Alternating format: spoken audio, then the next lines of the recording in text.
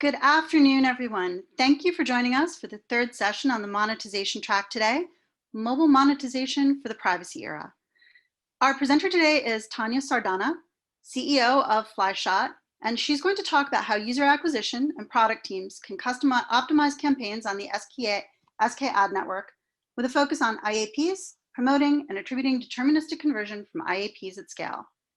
In this session, she'll share from her experience to help mobile advertisers deal with campaign optimization on iOS 14 and build solutions that generate deterministic ROAS without compromising user privacy. A big thank you to our sponsors, OneTrust, Vungle, CleverTap, Archie, Rockerbox, Reddit, and especially Tanya and Flyshot for contributing to the conversation today. Tanya, you're good to go. Awesome. Thanks so much, Rachel. It's a pleasure to be here and to connect with everyone that is listening. Awesome. And so let's jump right in. All right. So welcome, everybody, to this new era of mobile marketing, where around every corner, there's a person thinking, hey, big data is watching me. And rightly so, because we are, in all fairness, not in that creepy way, but our models are built upon sensitive, personal user data. Sensitive, less personal, definitely. And as governments and consumers around the world become privy to this, it is also now a responsibility to do the right thing, as well as protect our bottom lines. And so in this session, what you'll take away is clarity on the SKAdNetwork conversion values and timer. This is something extremely underemphasized. I believe we're talking about everything aside from the impact that this timer will have on your ROAS, your LTV, and your campaign optimization. So we're going to make this timer very simple for you to understand and the effect it's going to have on your bottom lines. And then we're going to talk about the ways you can counteract its effects and continue to generate deterministic. And there's been some talk about deterministic, but yes, fully deterministic ROAS and conversions without compromising user privacy. So I'm not sure if the polling feature is active. I've checked with them. And so what we're going to assume is that we're having a poll right now. And ask yourself whether you have completed your SKAdNetwork conversion value setups with your respective MMPs. For those that don't know about the SKAdNetwork conversion value setup, so the conversion values are arbitrary values or numbers that you're going to assign to events inside your app that correlate to conversions previously or currently even. You get deterministic conversion attribution, but after this, it's just going to be numbers that are going to tell you whether a conversion happened in your app. And this is all in the interest of protecting user privacy. And so if you'd like more information about this, definitely contact your MMPs because this is something that is going to be the norm moving forward. Now, conversion values aside, there's a tool, which is this SKAdNetwork timer that governs these conversion values. And it's been the topic of a lot of confusion and a lot of intimidation so far, and rightly so, because let's say I told you that you have to figure out how to get users back in your app every single day, or you're not going to get conversion data.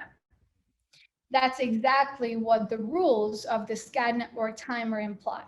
Of course, in the interest of protecting user privacy, and it's fair, but this is the reality, is that you have to get users back into your app every single day based on the 24-hour rolling timer that it has. And we're going to decrypt that for you.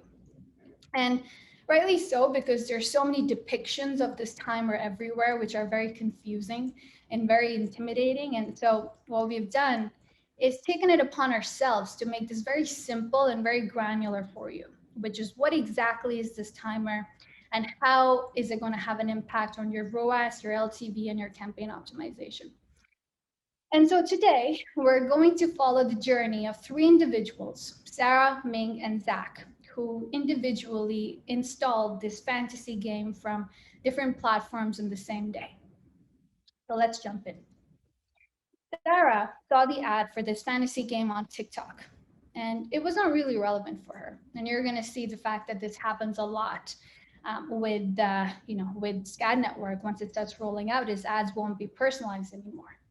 And so she installs the game, she plays for 2 minutes, and she's like, oh, this is not really for me. And so she churns and she never returns. That said, her conversion value is assigned as 2 because she installed the app and completed her day 1 session. Now Ming saw the ad on Facebook. She installs the game, plays for 5 minutes, but like the diligent med student that she is, she remembers that she has exams coming up and she cannot play the next day because her exams are 2 weeks long and they end after 14 days. And so she promises herself that she's not going to play, but she's going to come back on 14 days later. And that's what she does. And so she comes back on day 14, happily so, and she plays for 2 hours, makes her in-app purchase worth $2. And every day until the 30th day, she plays 7 hours per average per week and ends up spending $270 in in-app purchases over the next 30 days. That said, her conversion value was still 2.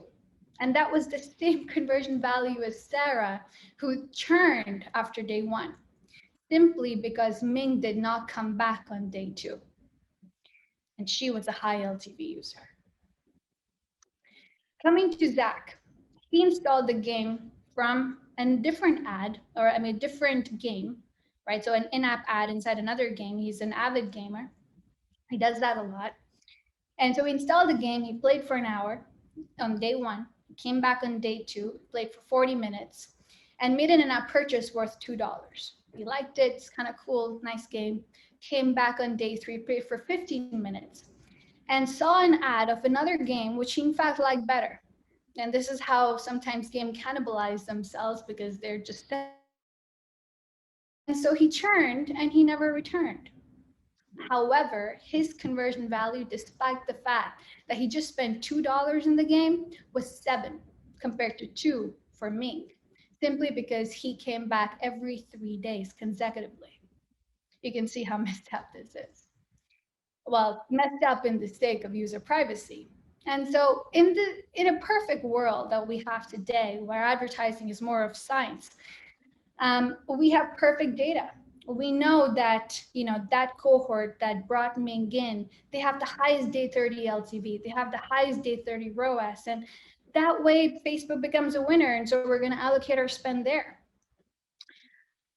All of that said, and we can easily mark our winners and losers this way, post app tracking transparency, you can see how this would be turned upside down, where Ming and her conversion value being 2 would mark Facebook that truly bought her in and had the highest cohort with regards to ROAS and LTV is now number 3. Zach, who just spent $2, not as high LTV, is number 1. And so it's very interesting how Singular, in fact, published a report yesterday, which was an excellent report, that ranked all different ad networks together based on different KPIs like their ROAS and other things. And ROAS particularly is something that we're very curious about how that's going to continue, because that was based on deterministic historical data, What will happen post-app tracking transparency and how that will affect the choice that you make with regards to which channel it's 13 hours. You decide to advertise on. That was my clock, like SKAdNetwork timer. Which channel you decide to advertise on is going to be severely affected. This is serious, and something that's really coming after ROAS.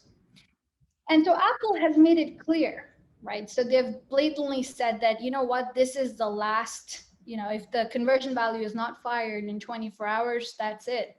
And if they remove that, attribution does become deterministic. So it's very unlikely that in a new version of SKAdNetwork, they're going to remove this timer. It's very unlikely. And that's why this particular topic, the timer, deserves more emphasis. It deserves more attention, because we find that people are talking about everything except the timer, where if the user does not convert in 24 hours, there is no conversion data that is passed back. And that is severe, especially for games and shopping apps. With subscription, it's easier because you have a free trial, and it's more there's higher probability of a user doing that. But in games and shopping apps, it's highly improbable that the user will continue to make conversions in consecutive intervals of 24 hours. And so it's our duty to bring this information out and make you aware of its effects. And so what can you do, right? So how can you find Mings, high LTV users, your whales, in 7 days, 7-day cohorts? Now, pushing users to convert ASAP as soon as possible have consequences. So Super Mario Run generated about 37 million in first 3 days after the game launched. And they were met with so much of pushback despite that massive success, because after level 3, they introduced an in-app purchase, which would not let the user go to the next level and would have to stop playing then. And users did not like it. And eventually, over time, it reduced their valuation by over 5 billion and dropped their share price by 5%. And so it has consequences. You can't push users to convert in 7 days. It's, they're going to run, and it drops retention significantly. And so you may ask, what is Facebook doing?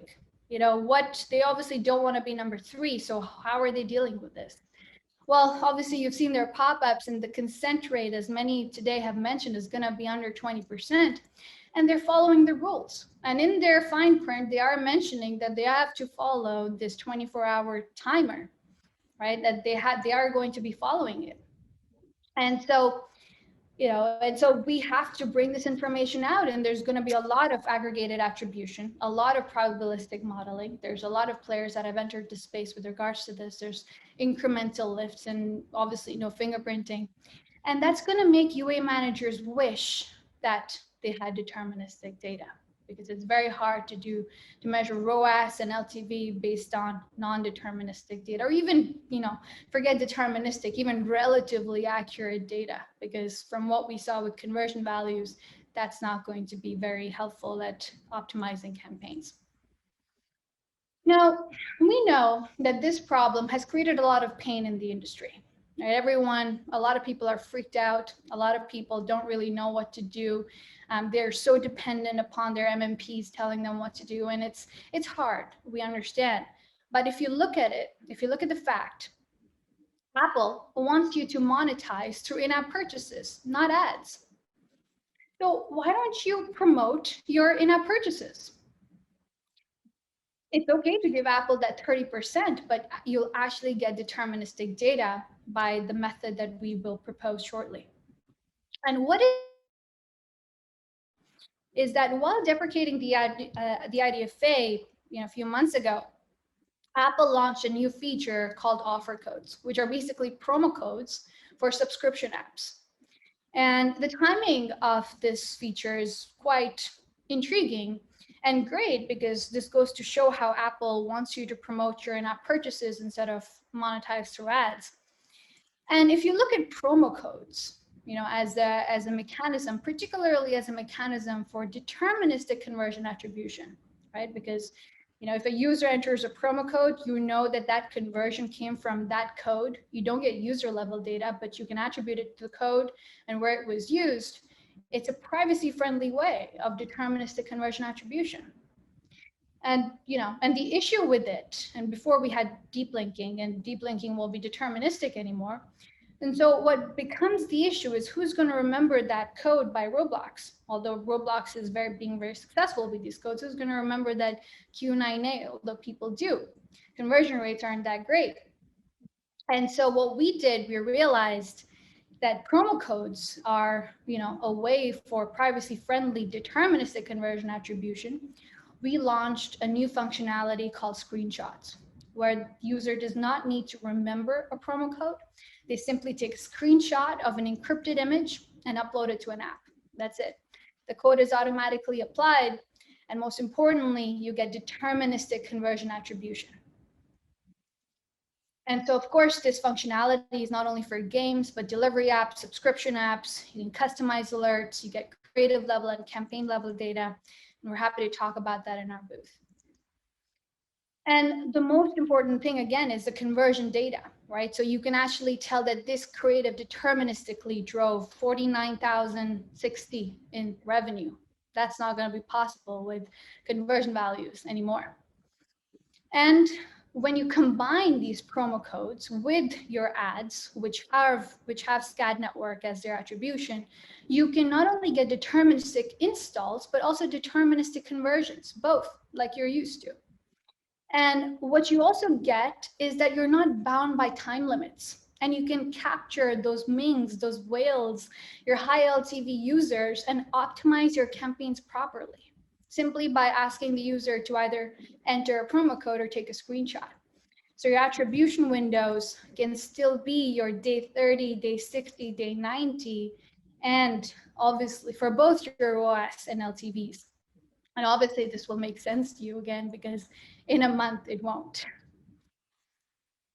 Most importantly, there's no compromise of user privacy, because promo codes or screenshots use data on a campaign and creative level. There is no user level data. Apple is happy because you're driving in-app purchases. So you're totally in the clear, and you get accurate campaign optimization and creative level optimization. And so it's very powerful that way. And that way you can actually tell in our previous example that Facebook was the winner and not the other two, or you can rank more accurately. And the last thing is that it's channel agnostic, right? So you can plug in your promo codes or your screenshots. Currently, we have screenshots for Instagram, but launching it across for all different channels.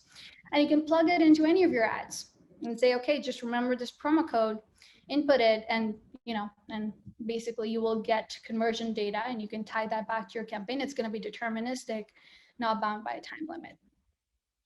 And we can get really creative with promo codes, right? So who your next order, right? It's something that brings people back to Uber Eats and all of the food delivery apps, the shopping apps. And so obviously shopping and delivery is widely used. And then subscription is something where it's picking up now, especially with the introduction of Apple's offer codes. And so now you can create promotions around the pricing of your subscription. So for example, you're unlocking 30% off a monthly subscription or an annual subscription. And obviously all of that functionality is handled very simple SDK. And the most creative is gaming. I believe all games will have an issue with ads. And so the remove ads in-app purchase will be an easy promotion that you can create, because your ads are going to take a hit. And so simply creating a promotion around the remove ads IAP, or even other things like free skins or coins, or, you can get so creative with this, like special packs and weapons. And so you can really create promo codes around this and identify campaigns that drive these in-app purchases at scale over long periods of time. And so the question now is for you: how creative can you be with regards to creating promo codes? Because they're a privacy-friendly way, Apple approves it, of deterministic conversion data that can plug into your existing channels and generate deterministic data, I love saying that word, or an extended period of time. So what promotions can you create around transactions inside your app? If you'd like to chat about this, and if you have any questions, come visit us in our booth. And it's very cool how we have these virtual booths now, and we'll be happy to answer your questions and help you generate this data.